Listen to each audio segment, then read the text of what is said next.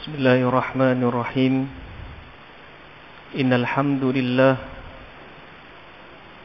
nahmaduhu wa nasta'inuhu wa nastahdi wa nastaghfiruh wa na'udzu billahi min shururi anfusina wa min sayyiati a'malina. Man yahdihillahu fala mudilla lahu wa man yudlil fala hadiya lahu.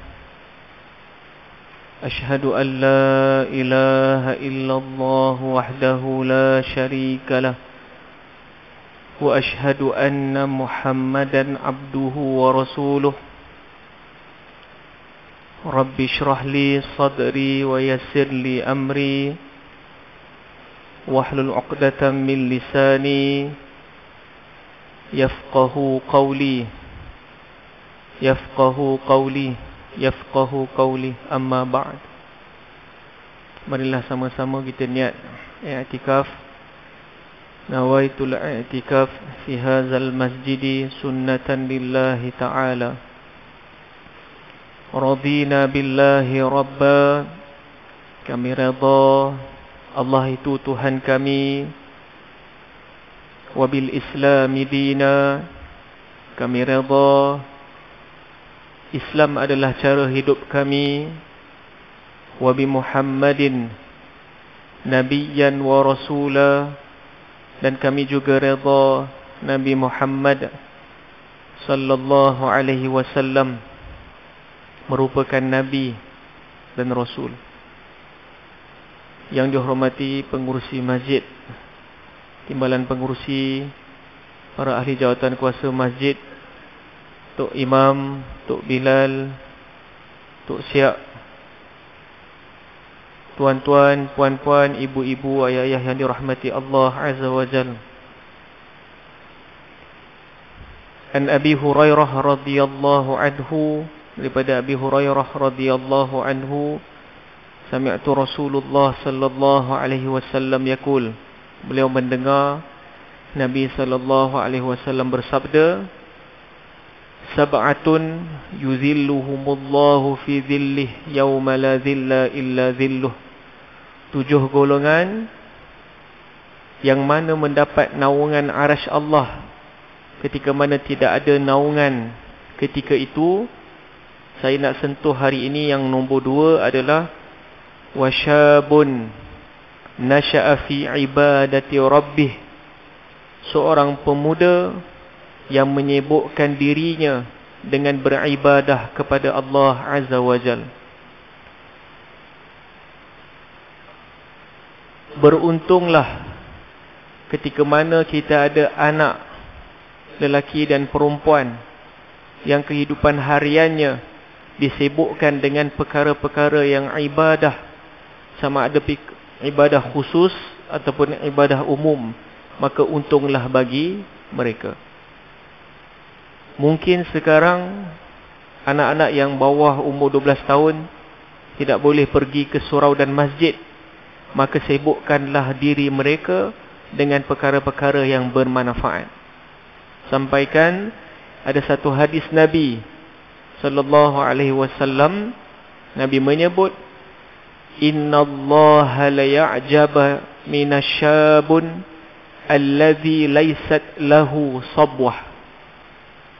Sesungguhnya Allah Azza wa Jal merasa takjub bagi pemuda yang padanya tidak ada sifat keanak-anakan. Allah merasa takjub bagi pemuda yang hidupnya tidak ada sifat keanak-anakan. Kita lihat di negara Islam yang kehidupan hariannya penuh dengan peperangan, contohnya di Palestin, bagaimana remaja-remaja mereka membesar. Mereka tidak ada waktu ataupun tidak ada masa yang lapang untuk berlebih-lebihan bermain TikTok. Tidak ada waktu yang banyak untuk mencari boyfriend ataupun girlfriend. Dan kehidupan hariannya mempersiapkan semua untuk menghadapi peperangan Kalau di Palestin dengan tentera Zionis laknatullah. Maksudnya apa? Nabi SAW merasa takjub akan pembesaran mereka kerana mereka tidak ada sifat-sifat keanakan. Sama juga dengan Nabi SAW sebut dalam hadis Abu Hurairah yang saya bacakan sebentar tadi, disibukkan dirinya dengan perkara-perkara ibadah. Maka sibukkanlah anak-anak kita dengan satu benda yang baik. Lebih-lebih lagi perbuatan tersebut adalah perbuatan yang ibadah. Dan kita perlu ingat, sering sekali ulama menyebut perbuatan Nabi sallallahu alaihi wasallam, Nabi sering sekali lisanul hal aqwa min lisanil maqal. Perbuatan yang Nabi sallallahu alaihi wasallam tunjuk jauh lebih banyak daripada Nabi sallallahu alaihi wasallam sebut. Maksudnya apa? Nabi seorang yang sangat praktikal. Amat malanglah contohnya seorang ayah tidak membenarkan, melarang anak untuk isap rokok, tetapi pada selepas waktu makan dia keluar di rumah dan dia isap rokok. Itu perbuatan yang amat memalukan. Nabi kurang bercakap, banyak buat, sehinggakan isteri-isteri memberi kesan akan perbuatan yang dibuat oleh Nabi sallallahu alaihi wasallam. Perbuatan Nabi lebih orang tengok dari apa yang orang yang berkata-kata. Belum tentu orang yang berkata-kata mampu untuk melaksanakan apa yang dia katakan. Tapi sudah pasti si fulan ketika mana dia buat sesuatu perkara tanpa dia bercakap, itu lebih kuat berbanding dengan orang yang sentiasa berkata-kata. Moga-moga kita ada anak-anak yang soleh dan solehah yang disibukkan dengan perkara ibadah khusus ataupun umum dan tergolong dalam golongan yang Allah merasa takjub, allazi laysat lahu sabwah, tidak ada ruang, tidak ada masa untuk menjadi sifat keanak-anakan yang tidak matang. Wallahu ta'ala a'lam. Baik, kita teruskan lagi pengajian kita, biografi Muhammad bin Abdullah, perjalanan hidup seorang Nabi.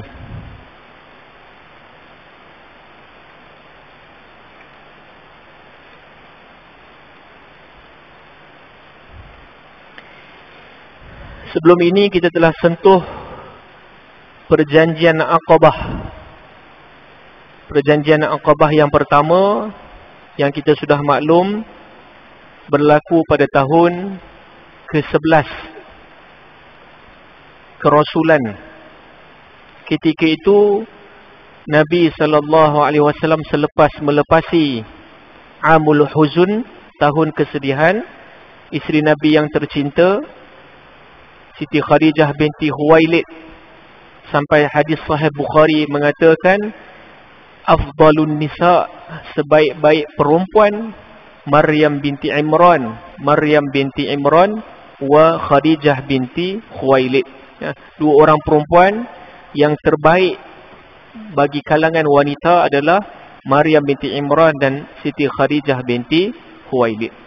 Meninggal dunia, kemudian disusuli dengan bapa saudaranya meninggal dunia. Selepas itu Nabi sedang sedih. Nabi di pulau, di Mekah, dan kita telah sentuh Nabi mendapat arahan oleh Allah Azza wa Jal untuk pergi berdakwah di Taif bersama dengan Zaid bin Harisah radhiyallahu anhu. Nabi mengharapkan pembesar masuk Islam dan penduduk di Taif akan masuk Islam, tetapi Nabi dapat perkara yang sebaliknya. Nabi diimani oleh para jin ketika mana Nabi SAW membaca akan Al-Quran. Nabi dibaling batu oleh kanak-kanak yang kecil yang disuruh oleh pembesar Taif ketika itu, sehingga syujja'an ra'suhu, kepala Nabi terbelah, berlimpahan darah, sehingga Nabi berjalan bunyinya kocakan darah di kasut dan selipar yang dipakai oleh Nabi dan Zaid bin Harisah ketika itu.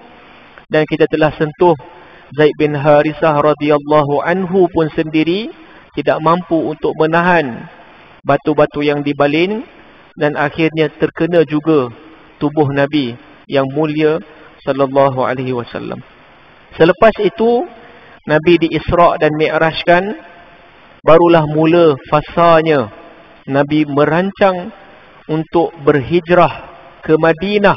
Dan sebelum ini kita telah sentuh perjanjian Bai'ah Aqabah yang pertama yang berlaku pada tahun ke-11 kerasulan. Okey. Kita refresh balik. Yang beriman ketika itu 6 orang, yang berjanji dengan Nabi, yang berbai'ah dengan Nabi 6 orang. Apa yang dijanjikan, yang diceritakan dalam hadis Sahih Bukhari. Yang pertama, Bai'ah Aqabah yang pertama, Nabi sebut, janganlah engkau mensyirikkan Allah dengan sesuatu pun. Yang kedua, janganlah kalian mencuri. Yang ketiga, janganlah kalian melakukan zina. Yang keempat, janganlah kalian membunuh anak-anak perempuan kalian. Dan yang kelima, janganlah kalian membohongi anak-anak yang bukan asal usul kalian. Nah, ketika itu ramainya yang mengambil anak angkat yang mengatakan itu adalah zuriatku. Dan ketika itu tersemat dalam Bai'ah Aqabah yang pertama, Nabi melarang untuk membohong anak-anak yang dijadikan sebagai anak angkat.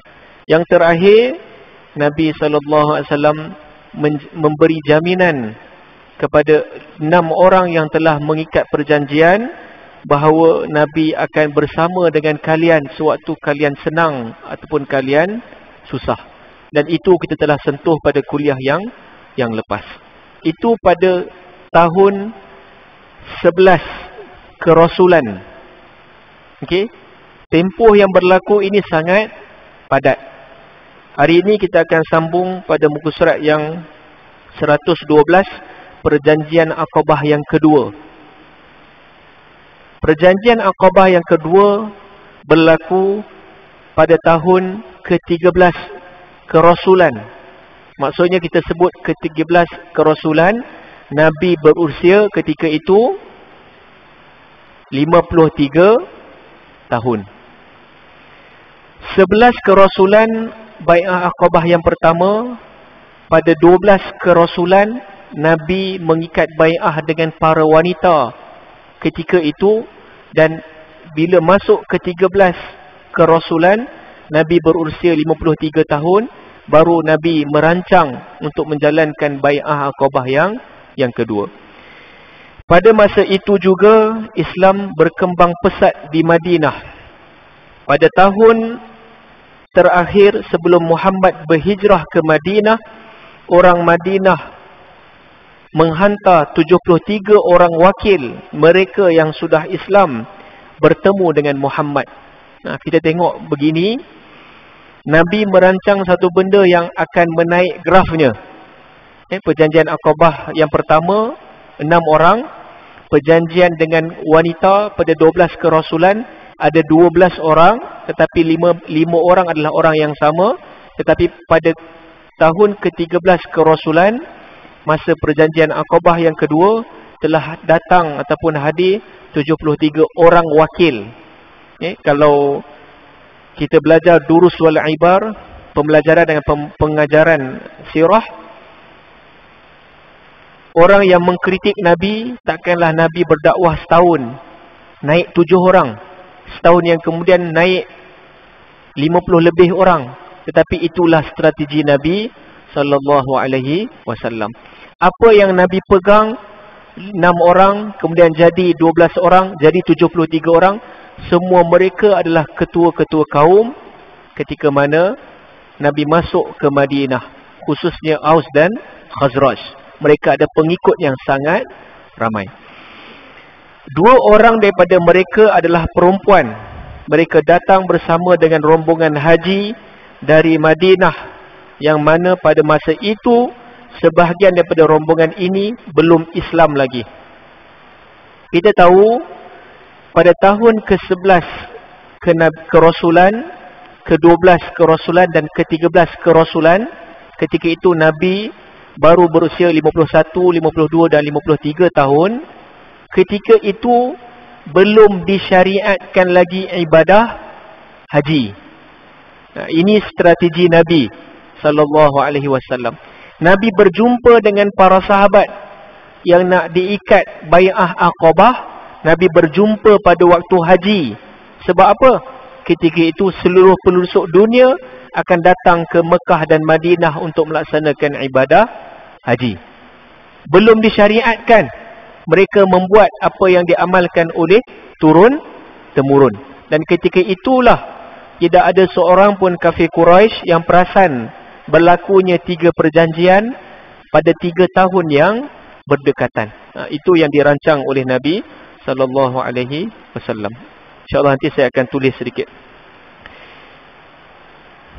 Di tengah-tengah musim haji itu, mereka menghantar wakil meminta izin daripada Muhammad sallallahu alaihi wasallam mengadakan pertemuan dengan Muhammad.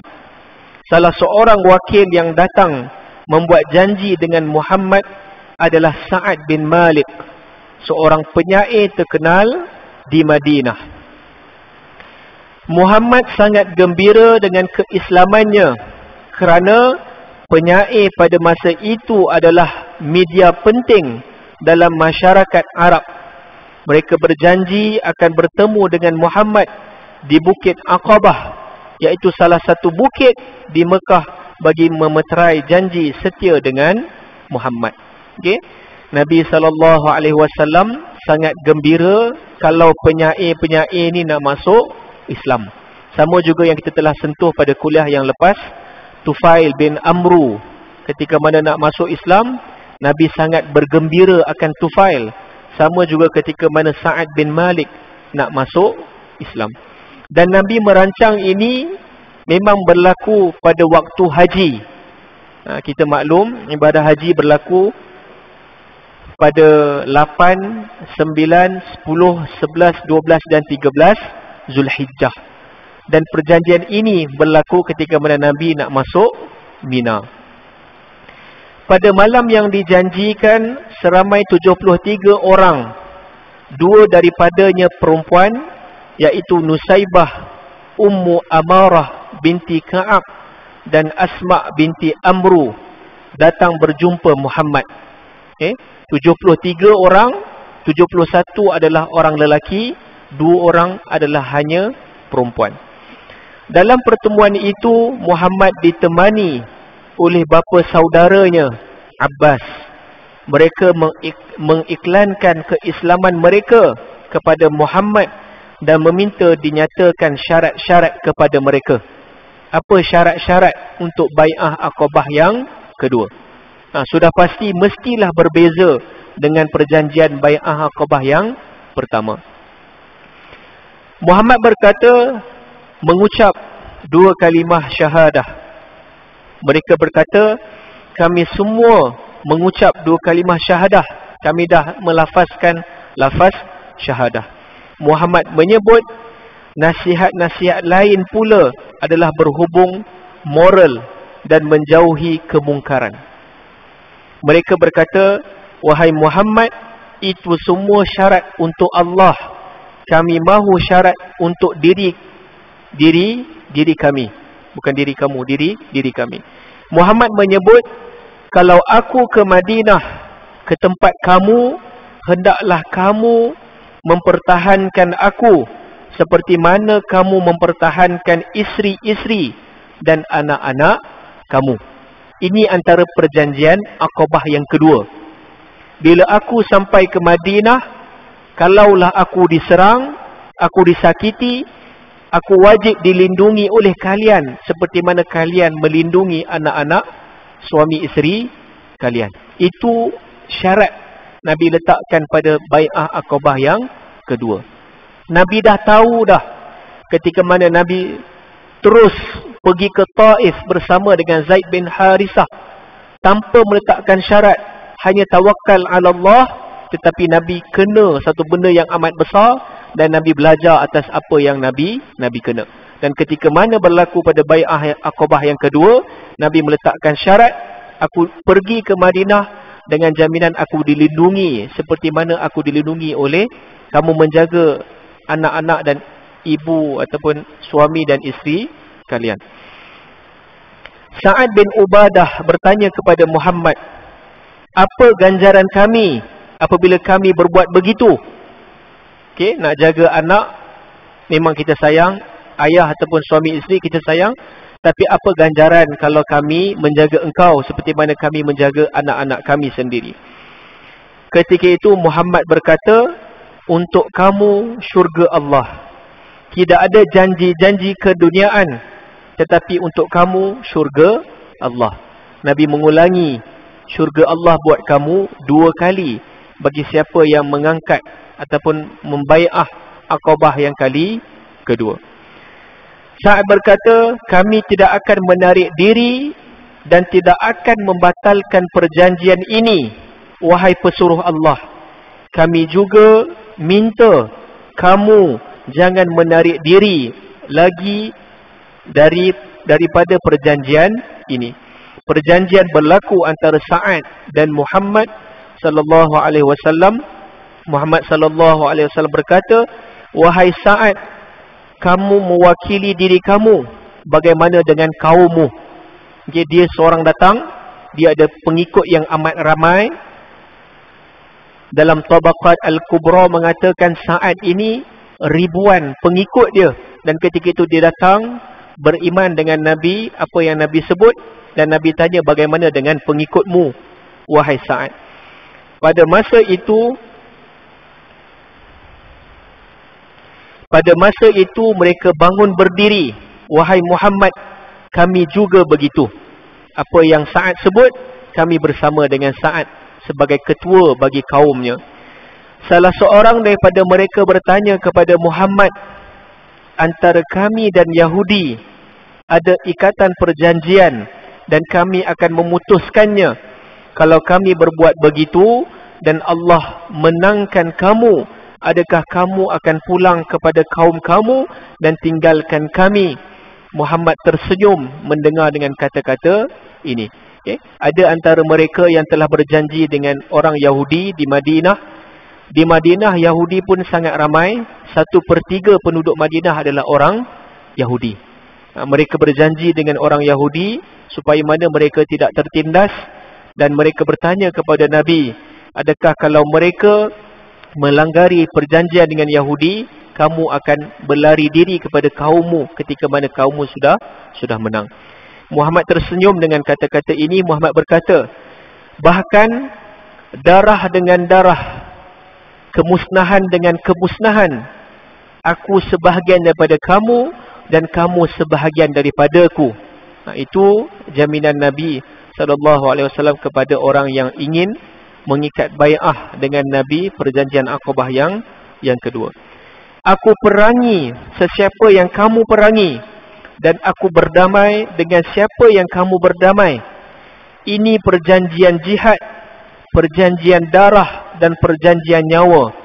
Oleh itu, kamu berundinglah sesama kamu, pilihlah 12 orang ketua, perwakilan daripada kalangan kamu yang kamu persetujui. Okay? Daripada 73 orang, lantiklah 12 orang ketua yang mana Nabi SAW akan berurusan. Tidak perlu Nabi mengikat bai'ah dengan semua dengan mereka.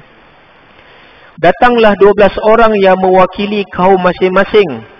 Mereka berjanji berjihad bagi mempertahankan Muhammad sehingga ketitisan darah mereka yang terakhir. Inilah perjanjian jihad yang pertama dalam Islam, iaitu perjanjian Aqabah yang kedua. Okay, perjanjian Aqabah yang pertama tidak langsung tersemat akan lafaz jihad. Hanyalah fundamental yang Nabi SAW sarankan kepada para sahabat. Janganlah syirik dengan Allah dengan sesuatu. Janganlah mencuri. Janganlah melakukan zina. Janganlah menganggap anak-anak angkat sebagai anak yang sendiri dan membohongi mereka. Semua itu adalah urusan-urusan prinsip. Ketika mana bai'ah Aqabah yang kedua, barulah satu perjanjian yang pertama, ikat setia perjanjian jihad dengan Nabi sallallahu alaihi wasallam. Antaranya apa? Kalau Nabi kena sesuatu, kamu akan tolong seperti mana anak-anak kalian yang kena. Selepas selesai perjanjian itu, terdengar jeritan yang kuat dari atas bukit yang paling tinggi di situ. Wahai orang yang nyenyak tidur, adakah kamu masih tidur? Muhammad dan orang-orang yang sudah keluar daripada agama asal mereka sepakat memerangi kamu. Suara itu adalah suara jin, memberitahu orang bukan Islam berhubung dengan perjanjian itu. Tapi ini ada perbincangan antara ulama sirah. Kalau kita tengok cerita yang dipaparkan di televisyen, ketika mana Nabi berjanji dengan 73 orang dan ramai, Nabi meminta wakil 12 orang dan 12 orang itu bangun, Nabi mengikat setia dan adanya seorang yang datang, itu adalah jin, memperlihatkan apa yang dijanjikan supaya diberitahu kepada kafir Quraisy selainnya. Ada asalnya lah. Dan ada yang pendapat mengatakan tidak ada seorang manusia yang lain datang, tetapi jin hanya mendengar dan jin menyuarakan apa yang jin dengar ketika itu. Dan itu yang ditulis oleh penulis dalam buku ini. Sa'ad terus menghunus pedangnya dan berkata, wahai Muhammad, kalau kamu izinkan sekarang juga, kami perangi mereka. Ini Sa'ad bin Malik ketika mana mendengar jin tersebut menjerit berteriakan, mengatakan perjanjian itu telah dimeterai oleh 73 orang yang diketuai oleh 12 ketua kabilah ketika itu. Dan Sa'ad terus bangun, menghunuskan pedang dan bersedia kalaulah Nabi SAW suruh pergi perang, dia akan terus menghunuskan pedangnya. Dari awal lagi kesetiaan mereka dengan perjanjian mereka sudah jelas. Walaupun hanya 73 orang, mereka bersedia menghadapi Quraisy dan suku-suku Arab yang lain yang sedang berada di Mekah menunaikan haji. Okay, mereka bersedia sahaja kalau diberi arahan oleh Nabi SAW ketika itu. Muhammad berkata, jangan dulu. Muhammad memerintahkan mereka semua bersurai. Quraisy dan orang-orang lain yang mendengar jeritan jin kafir tadi mencari-cari dan menyiasat siapa yang terlibat. Akhirnya, daripada maklumat yang mereka dapat, mereka mengesyaki orang-orang Madinah yang memeterai perjanjian dengan Muhammad. Mereka mengumpulkan semua orang dari Madinah dan bertanyakan hal ini. Orang-orang bukan Islam di kalangan mereka tidak tahu langsung berkaitan dengan hal ini. Mereka tahu siapa orang Madinah dan siapa yang orang Mekah. Dan ini berlaku ketika mana di Mekah, berlaku ketika mana di Mina. Dan ketika itu kafir Quraisy memanggil orang-orang yang luar daripada penduduk Mekah untuk kumpul dan tanya, siapakah 73 orang yang telah melakukan bai'ah Aqabah yang kedua bersama dengan Nabi SAW. Mereka bersumpah di depan Quraisy, orang Madinah tidak terlibat. Sahabat-sahabatnya yang 73 orang itu hanya diam sahaja. Akhirnya mereka dilepaskan pulang ke Madinah. Quraisy tetap mengesyaki orang-orang Madinah yang terlibat dalam hal itu. Kafir Quraisy ada firasat yang kuat, orang-orang Madinah juga terlibat dalam perjanjian Aqabah yang kedua. Akhirnya mereka mengejar orang-orang Madinah ini. Dah bagi orang Madinah pulang, rasa tak sedap hati dan diorang kejar 73 orang ini. Tetapi mereka hanya berjumpa dengan Sa'ad bin Ubadah dan seorang lelaki lagi yang sudah Islam. Lelaki ini sempat melarikan diri, tetapi Sa'ad tidak sempat. Sa'ad ditangkap dan dipukul oleh Quraisy dan disuruh membuat pengakuan yang mereka sudah berjanji dengan Muhammad. Sa'ad tidak mengaku saat terus dipukul sehingga ada orang dari Mekah yang mengenalinya adalah salah seorang daripada pembesar Madinah. Dia menjamin Sa'ad, dan Sa'ad pulang semula ke Madinah. Islam semakin tersebar luas di Madinah.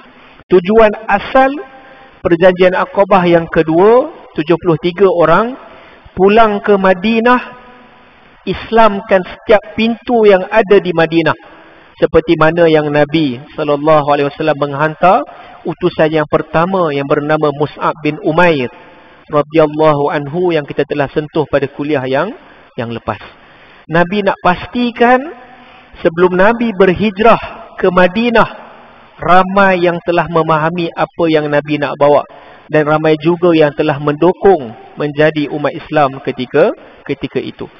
Wakil Muhammad di Madinah iaitu Mus'ab radhiyallahu anhu menghantar surat kepada Muhammad menjemputnya untuk datang ke Madinah. Nah, itu ketika mana telah sampai 73 orang di Madinah. Ketika itu Mus'ab merasa yakin dan Mus'ab menulis surat kepada Nabi SAW. Madinah bisa untuk menerima Nabi ketika itu.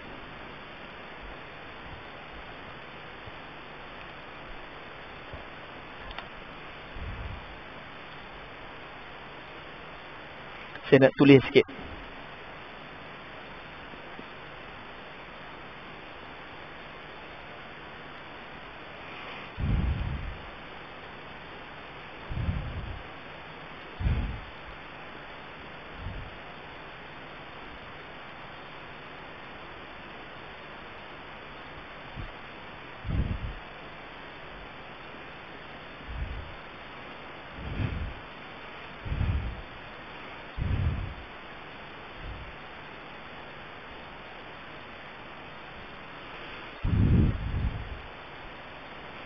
Inilah perjalanan Nabi SAW.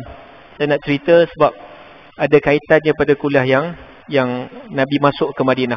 Nabi lahir pada tahun 571 Masihi, dan ketika itu Nabi berada di Mekah selama berapa tahun?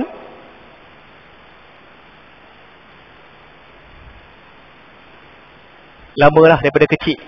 610 Masihi, ketika itu Nabi usia 40 tahun. Nabi dapat wahyu sebagai seorang Rasul ketika itu. Barulah bermulanya fasa dakwah Nabi. Ketika ini Nabi berdakwah selama 3 tahun di Mekah secara rahsia. Nah, ini mungkin ustaz yang mengajar sebelum ni dah ajar. Saya tak sempat ajar ni. Di Mekah ketika ini Nabi mengambil masa 3 tahun untuk dakwah secara rahsia. Di sinilah ketika mana Sayyidina Umar Al-Khattab berjumpa dengan Nabi, dengar apa yang adik dia baca dan sebagainya, dan masuk Islam. Dan ketika 3 tahun tersebut adalah Nabi menekankan unsur-unsur tauhid. Tidak pernah sekali pun Nabi bercerita tentang solat, zakat dan sebagainya. Pensyariatan semua itu datangnya kemudian. Ketika ini Nabi secara rahsia 3 tahun khusus berkaitan tentang tauhid.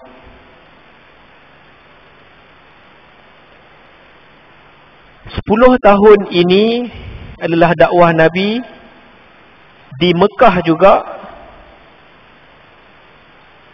tetapi secara terbuka selama 10 tahun. Dan ketika inilah banyak benda yang berlaku. Nabi dah seorang Rasul dan banyak ujian yang Nabi kena. Antara di sini berlaku Amul Huzun, tahun kesedihan.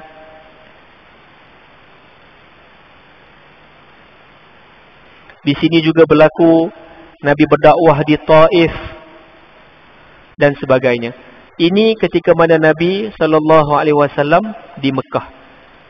Pada 623 Masihi, ketika itu Nabi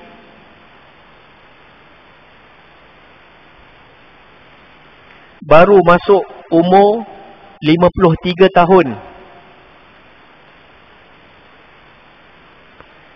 Baru Nabi SAW masuk ke Madinah. Okey. Ketika mana berlaku zaman ini yang kita sentuh tadi, banyaknya orang melakukan solat. Banyaknya orang ketika itu melakukan haji. Malahan Nabi berjanji dengan bai'ah Aqabah yang pertama, hubungan dengan nisa, perjanjian dengan perempuan pada 12 kerasulan, dan pada ke-13 kerasulan sebelum Nabi masuk ke Madinah, Nabi berjanji pada tahun yang sama pada tahun haji. Padahal ketika itu masih belum disyariatkan haji. Sama juga dengan ibadah solat. Kita telah sentuh solat wujud ataupun disyariatkan ketika mana peristiwa Isra' dan Mi'raj. Ketika mana? Sini, sebelum Nabi masuk Madinah. Bila kerasulan yang difardukan Nabi untuk solat bagi umat Islam berlaku ketika mana Nabi usia 51 tahun. 51 tahun baru difardukan solat berdasarkan Isra' dan Mi'raj. 5 waktu sahaja. Sebelum itu ada yang mengamalkan solat-solat yang diturunkan oleh Nabi-Nabi yang terdahulu. Nabi berhijrah ke Madinah, kita akan sentuh ketika ini. Kefarduan puasa bermula pada 15 kerasulan. Kefarduan haji berdasarkan hadis pada 19 kerasulan. Ini jumhur. Dan pandangan Imam Nawawi rahimahullah pada tahun 23 kerasulan.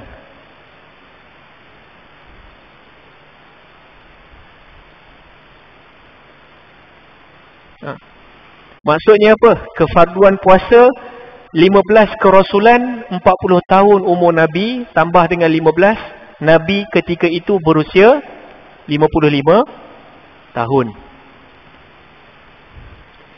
Haji jumhur mengatakan pada 19 kerasulan, maksudnya ketika itu umur Nabi 59 tahun.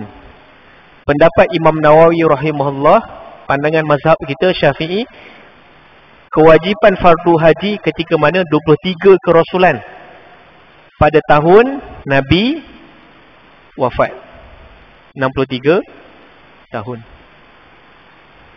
So di sini kita nampak bagaimana Nabi SAW tekankan, ketika mana di Mekah semua itu adalah tauhid, apa benda yang perlu kita buat, kefarduan untuk dakwah. Tapi ketika mana fasa memasuki Madinah, barulah adanya pensyariatan. Solat itu datang lebih awal, kemudian barulah puasa dan haji. Okay? Dan kita perlu ingat, peperangan Badar yang pertama berlaku ketika mana dah masuk Madinah. Bayangkan, umur Nabi 53 tahun ke atas, baru Nabi ikut perang. Kalau kita umur 53 tahun, dah dekat-dekat pencen lah. Kalau askar mungkin ambil awal, dah pencen dah. Tapi itulah usia Nabi ketika mana masuk perang. 55 tahun. Dan ini, kenapa saya kata jumhur? Jumhur mengatakan, pada 19 kerasulan, Nabi umur 59 tahun, difardukan ibadah haji. Tapi pada pandangan Imam Nawawi, usia 63 tahun, barunya ada ibadah kefarduan tentang haji. Sebab apa? Nabi buat umrah dalam hidup Nabi 4 kali sahaja. Nabi buat haji dalam kehidupan dia sekali sahaja. Dan pendapat Imam Nawawi ni agak kuat, lagi kuat berbanding dengan jumhur, sebab Imam Nawawi mengatakan pada 23 kerasulan ibadah haji difardukan, Nabi buat haji, dan ketika itulah berlakunya khutbah wada', khutbah perpisahan. Nabi nak laksanakan haji yang terakhir ketika itu, dan Nabi menyampaikan khutbah. Dan banyak riwayat mengatakan puluhan ribu para sahabat yang hadir ketika itu. Nabi buat haji, selesai, barulah Nabi buat umrah. Itu pendapat yang mengatakan ketika itu Nabi melaksanakan haji yang bernama haji qiran. Okay? Nabi buat haji qiran. Nabi buat haji dulu, selesai Nabi buat umrah keempat yang terakhir. Kemudian Nabi membayar dam seekor kambing, baru Nabi wafat. Ini berlaku pada 23 kerasulan pada Nabi usia 63 tahun. Tapi jumhur mengatakan pendapatnya, saya berkongsi, pada usia 59 tahun dah difardukan ibadah haji. Tetapi Nabi menolak untuk melaksanakan haji yang pertama. Nabi nak pergi buat haji, 360 berhala masih ada di sekelilingi Kaabah. Nabi tak nak buat. Nabi nak pergi haji, perjalanan Nabi tidak aman. Itu antara syarat untuk melakukan haji, perjalanan mestilah aman, tidak ada berlaku pemberontakan dan sebagainya. Pada hujung usia Nabi barulah aman, barulah Nabi melaksanakan ibadah haji. Tapi umrah yang Nabi lakukan semualah ketika mana Nabi berada di Madinah. 4 kali Nabi buat pada tahun yang berbeza-beza. Tapi kita bayangkanlah, inilah kehidupan Nabi. Nabi hidup dalam waktu yang sangat singkat, 63 tahun. Tapi setiap hari kehidupan Nabi itu penuh dengan cerita dan penuh apa benda yang Nabi SAW buat. Dan itulah apa yang kita akan masuk di Madinah. Nabi sampai mereka nasyid. Dalam lagu tu ada Tala'al Badru Alaina kan. Ramai dah orang beriman sebelum Nabi sampai. Sebab Nabi merancang ketika mana ini. Nabi dah belajar berlaku ketika mana dakwah di Taif. Nabi merancang bai'ah Aqabah yang pertama, bai'ah Nisa pada 3 tahun berturut-turut. Tahun ketiga, Mus'ab bin Umair tulis surat, Nabi dapat, dan Nabi terus on pergi ke Madinah. Ketika itu Nabi baru berusia 53 tahun.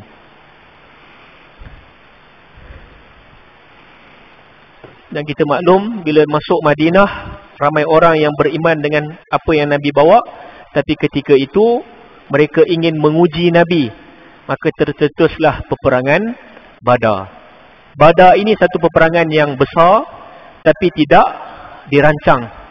Nabi tak rancang untuk pergi berperang, tapi Nabi diserang dan Nabi lawan. Dan insya-Allah kita akan sentuh berkaitan tentang perang Badar nanti.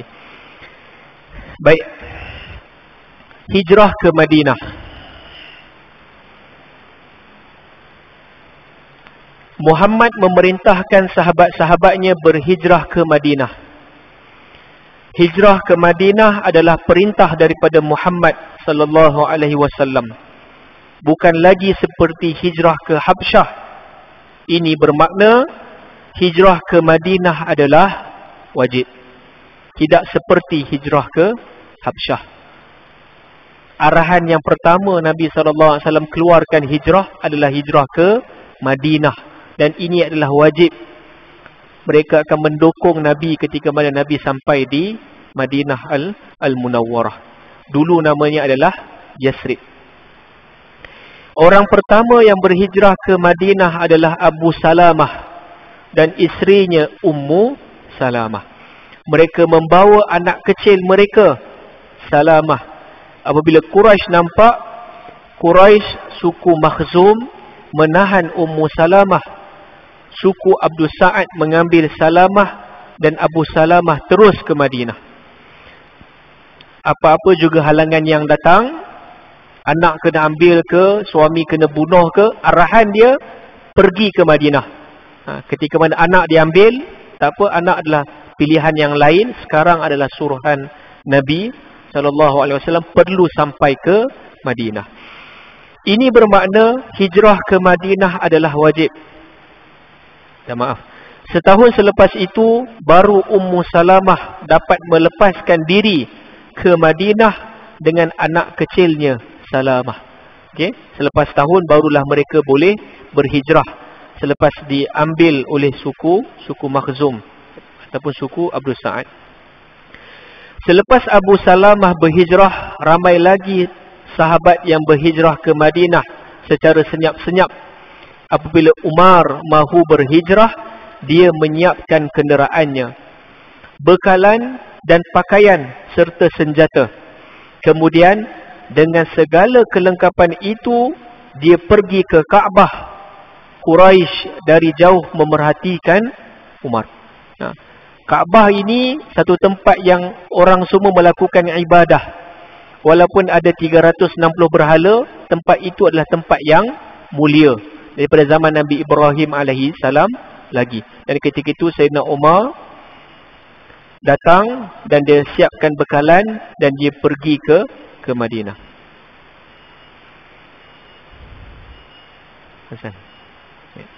Wallahu ta'ala a'lam. Baik, kita akan sambung kisah Sayyidina Umar Al-Khattab. Satu kisah yang lagi menarik dalam beberapa buku yang menceritakan bagaimana beraninya Sayyidina Umar mengatakan pendiriannya. Dan itulah antara kunci utama dakwah yang secara terbuka, yang mengambil sikap yang prihatin pada para sahabat untuk pergi ke Madinah secara terbuka, berbanding dengan Ummu Salamah dan Abu Salamah sebelum ini. Wallahu ta'ala a'lam. Apa yang baik datang daripada Allah Azza wa Jal. Segala kelemahan, kekurangan datang dari saya sendiri. Wallahu muwaffiq ila aqwabit thariq. Assalamualaikum warahmatullahi ta'ala wabarakatuh.